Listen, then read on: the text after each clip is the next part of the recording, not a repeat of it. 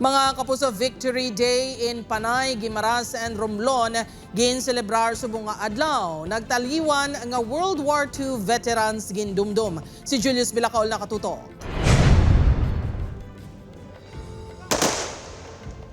Non-working holiday subong nga adlaw sa mga isla sang Panay, Guimaras kag Romblon. Inaangkaangon sa selebrasyon sang ika-81 nga Victory Day ukon pagdeklarar sang kadalagan sa pagpakig-away sa mga Hapon sa tung World War II nga kilalaman bilang Liberation of Panay, Guimaras and Romblon. Ang mga nagtaliwan nga World War II veterans sa Balantang Memorial Cemetery National Shrine sa Haro, Iloilo City, liwat nga gindumdom, kalabanan sa mga nagtambong, mga himata na lang sa mga veterano. Padayon nila nga ginaduso ang importansya sa selebrasyon.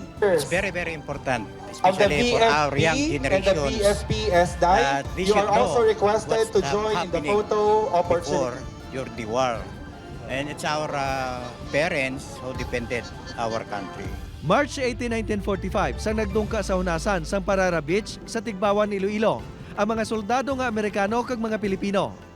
Ini anangin mitsa para dalayon nga mapapas ang mga Hapon nga nagakupar sa isla. Saksi sa among hitabo ang 88 anyos nga si Lola Marcela. Pito pa lang inikatuig sa tungation.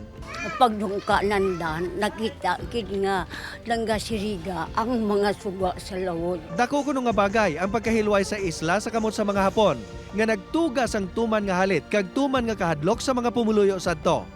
Upod kay Cirilo Rendoque, Julius Bilacaol. 1. Western Visayas.